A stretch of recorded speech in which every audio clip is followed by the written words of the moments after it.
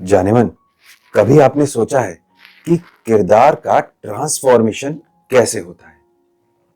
कपड़े बदलने से, आवाज भारी करने से, दाढ़ी बढ़ा लेने से? नहीं। आज हम बात करेंगे विजय आनंद साहब की एक खूबसूरत फिल्म गाइड की और समझेंगे कि एक अभिनेता रोल नहीं निभाता, वो एक जीवन जीता है।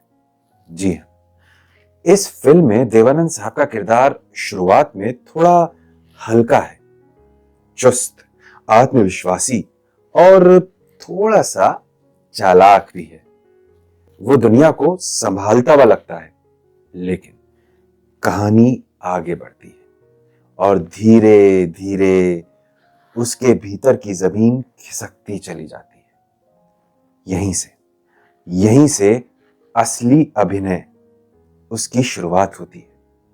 ध्यान से देखिए, पहले हिस्से में देव साहब की चाल थोड़ी तेज है, बात करने की गति तेज है, आंखों में चमक है, और अंतिम हिस्से में चाल धीमी हो जाती है, शब्द कम हो जाते हैं, आंखें स्थिर हो जाती हैं, स्टेबल हो जाती हैं।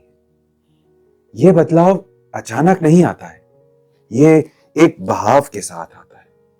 यही पहला सबक है। ट्रांसफॉर्मेशन अचानक से नहीं होता है, वो धीरे धीरे उतरता है। अगर आप एक ही दृश्य में पूरा परिवर्तन दिखा देंगे तो ये अभिनय लगेगा, जीवन नहीं। दूसरी बात, इस फिल्म का नायक परफेक्ट नहीं, वो गलती करता है, वो स्वार्थी है और वो महत्वाकांक्षी है। और यहीं पर अभिनय की परीक्षा होती है। जब आप किसी किरदार को गलत मान लेते हैं तो आप उसे निभाना नहीं, सही साबित करना शुरू कर देते हैं, और यही अभिनय झूठा हो जाता है। गाइड हमें सिखाती है, किरदार को जज मत कीजिए, उसे समझिए, उसके भीतर का तर्क सोचिए। अब बात करते हैं आखिरी हिस्से की, जहां किरदार एक आध्यात्मिक प्रतीक बन जाता है। ऐसे दृश्य अक्सर ओवर एक्ट हो जाते हैं, एक्टर ओवर एक्टिंग करने लगता है क्योंकि अभिनेता गंभीर दिखना चाहता है।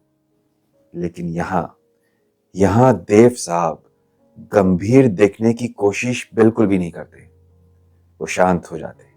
और याद रखिए, शांति अभिनय का सबसे कठिन रूप है।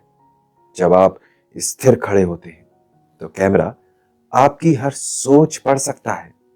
इसलिए स्थिरता सिर्फ बाहरी नहीं हो सकती, वो भीतर से आनी चाहिए। एक और महत्वपूर्ण बात, इस फिल्म का ग्राफ शुरुआत से अंत तक किरदार का भावात्मक तापमान बदलता रहता है।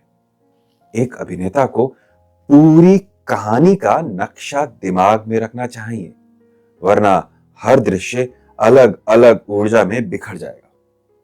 तो अब अभ्यास की बात की जाए। अभ्यास के लिए अपने किसी भी किरदार को लीजिए, उसकी शुरुआत लिखिए, उसका अंत लिखिए, फिर बीच के 5 पड़ाव तय कीजिए। यही आपका ट्रांसफॉर्मेशन है। गाइड अंत में यह सवाल नहीं पूछती कि नायक संत था या धोखेबाज, वो पूछती है, क्या मनुष्य बदल सकता है? और अभिनेता का असली सवाल यह है, क्या वो हर किरदार के साथ खुद को बदलने के लिए तैयार है? क्योंकि अभिनय नकल नहीं है, वो परिवर्तन है।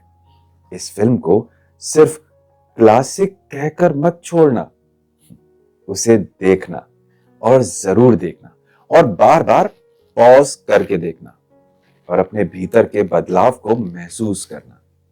अब कमेंट में लिखिए कि गाइड का कौन सा चरण आपको सबसे ज्यादा कठिन लगता है, क्योंकि जो कठिन लगे वही आपकी असली ट्रेनिंग है, नहीं?